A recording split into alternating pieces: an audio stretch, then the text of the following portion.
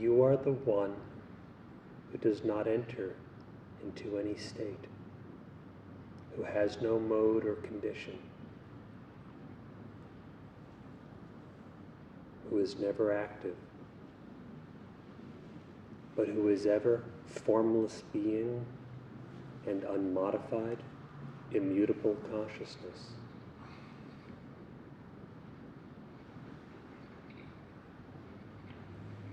If there is a state, if there is activity, you are all that. But in your own essential nature, you have no state, you have no activity, no thought, no doing, no form.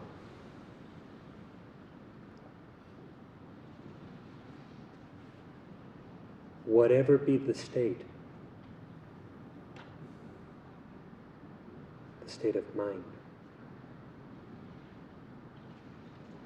you yourself appear as all of that.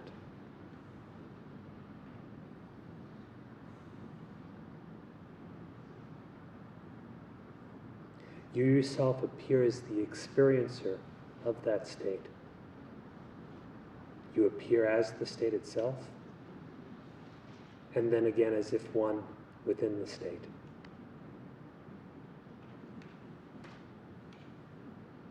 This is true of waking, of dreaming, of deep sleep.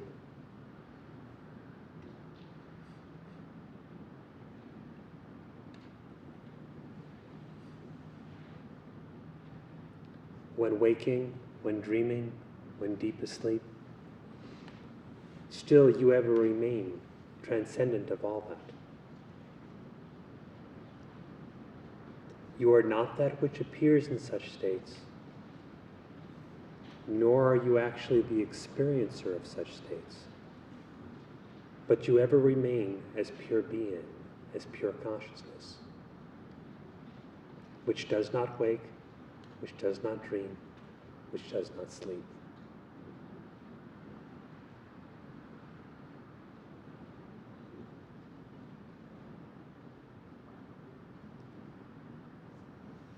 If your own nature is veiled to yourself, you sleep. If your own nature is veiled, plus you imagine, you dream, you wake.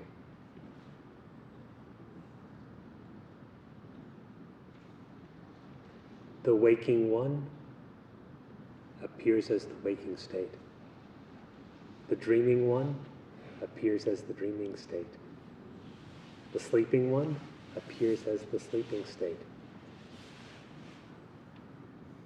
Once we feel we are in such states, in any of the modes of those states, such as the various mental modes that one is aware of in the waking state, once we feel we are in those, we naturally strive for liberation. And consider liberation a state beyond those modes. Then further, a state beyond these three states of waking, dreaming, and sleep.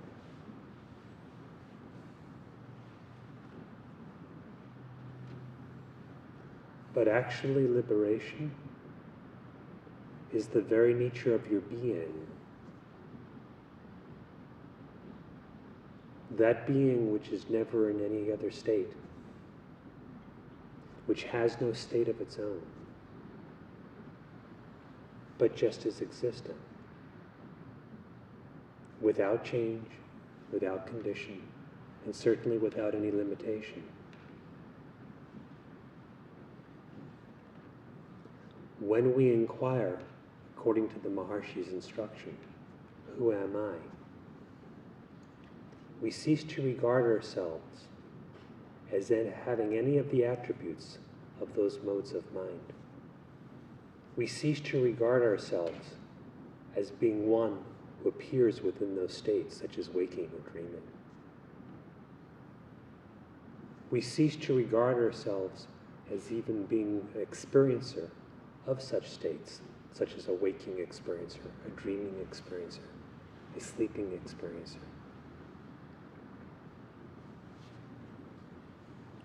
For what you are in your own nature is not an experiencer of anything. You are not the individual or ego,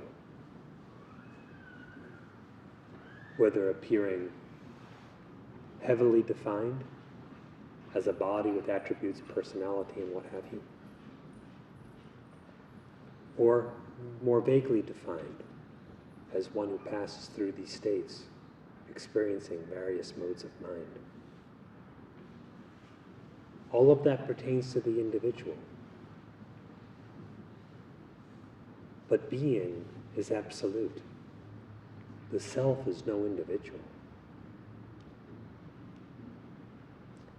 This self, which is not an individual, is certainly not embodied, is who in truth, what in truth you are. It is delusion to imagine otherwise.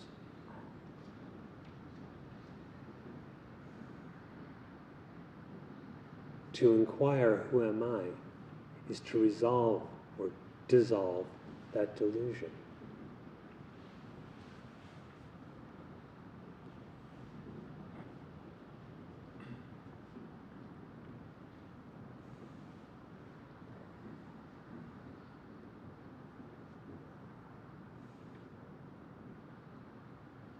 As long as you consider yourself to be an individual, there will be some kind of state. And within that state, innumerable experiences corresponding to the quality of that state.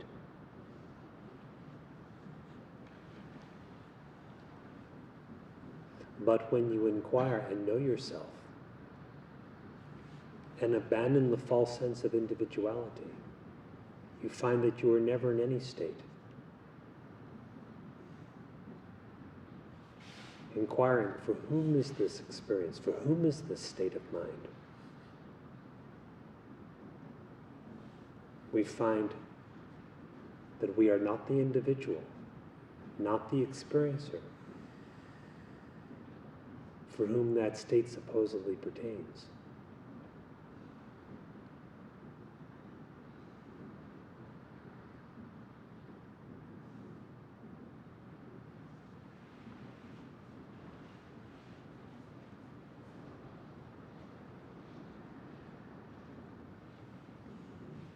So then, while one may commence a practice feeling, I am in this state, the state of samsara, and aim for the state of liberation. Or further still, I am waking and dreaming and sleeping, but I'm aiming for a state sometimes called the fourth turiya. Really, the nature of that turiya, or fourth, is you yourself. And if you abandon the false supposition that you are an experiencer, an individualized being who has any of these things, you find that liberation is your own nature. That is, you are eternally free and have never been bound. You are always unembodied. You have never been born. You are always free from thought. You have never been conceived.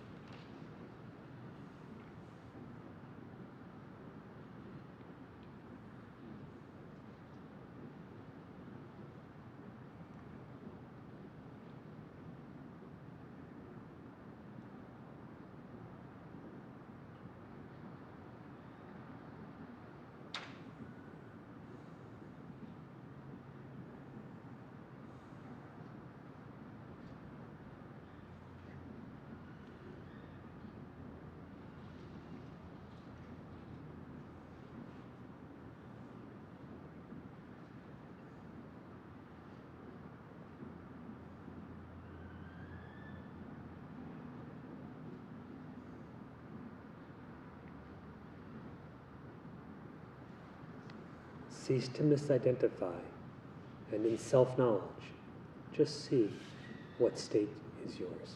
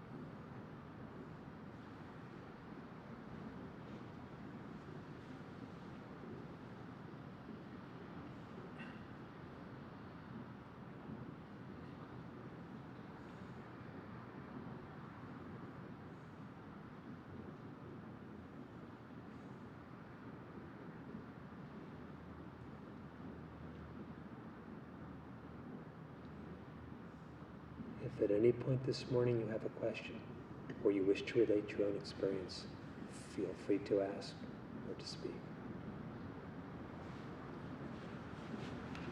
You spoke this morning of an experiencer, and the experiencer is not I. As I was reflecting now back on the Gita and continuing to read Ramana's talks, in the Gita they talked about the field and the knower of the field.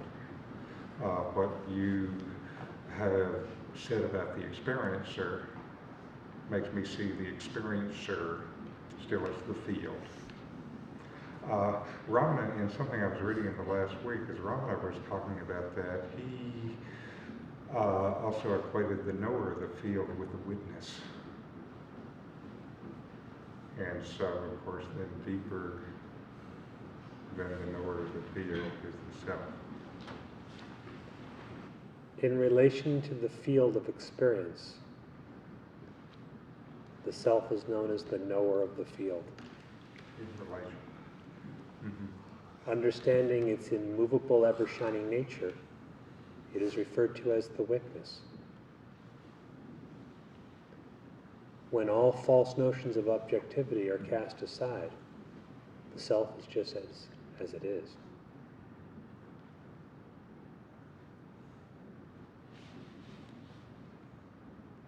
If the self is not known as it is, it appears as I. As soon as there is I, there will be something for it, this. And then the attributes of this will be superimposed back on the I. The knower of the field being defined by the field, by the known, such as illusion. Then again, with I and this, more multiplicity will sprout up. And though you are the knower of the field, you will appear as if you're an entity within the field. Just as in a dream, you are the knower of the dream, yet you appear as if someone in the dream. What has happened? First, your own nature has been veiled, so there was sleep. With sleep came the potential to imagine. You imagined I, this, the dreamer and his dream. Then the dreamer appears as if in the dream, endowed with the false attributes of the dream. It is all you, but really you're none of that.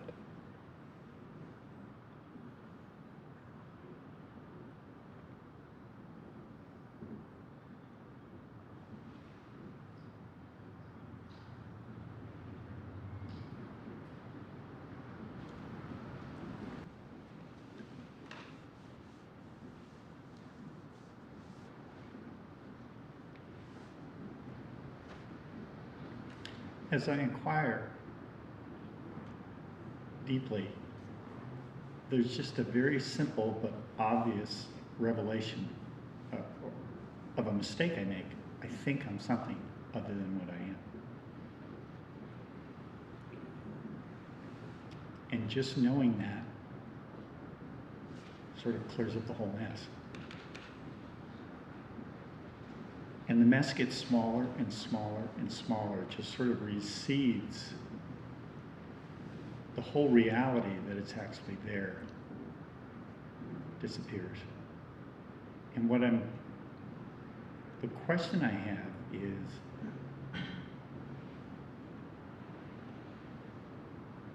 it's like an obvious question. It's like, did that ever really happen? Because it seems like in knowing that, that's like that sort of kills the ego. But it seems to be that it requires that I continually know that.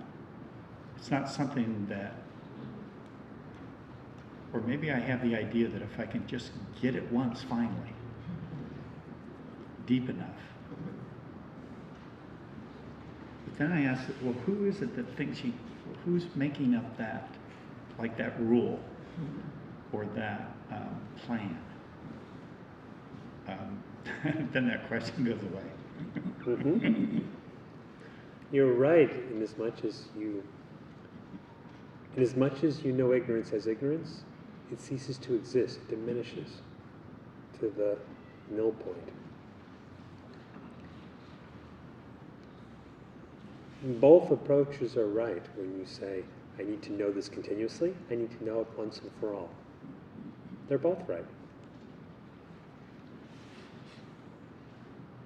If we inquire as to who it is who presently regards himself as not knowing this continuously, as if he were one thing, and the self to be continuously known is something else, or the one who does not know it deeply enough, as if he stood outside his own nature and did not comprehend it. If we would deeply inquire into him, the illusion swallows itself up.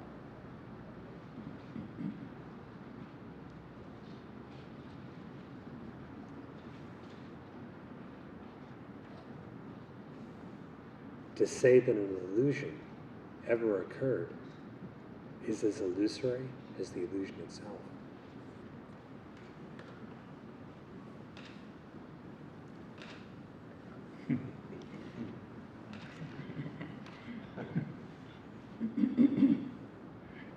Yeah, you can't make up an illusion and say that it was real at some point. Then you would not regard it as an illusion. No.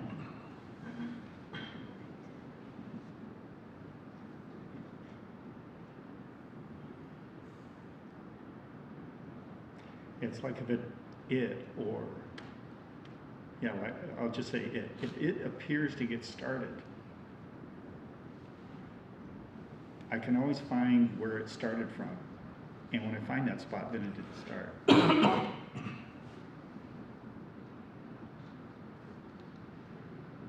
Every illusion of whatever kind will trace its starting point to I, as Sri Bhagavan has pointed out. However, if we inquire as to what the I is, there's no individual. There's no point. Not so much as even a dot.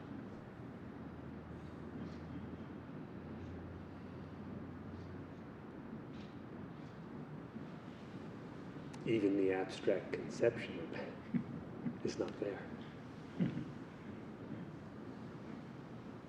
Yeah, as you kept making it smaller and smaller, I kept trying to, trace it back. And then it just...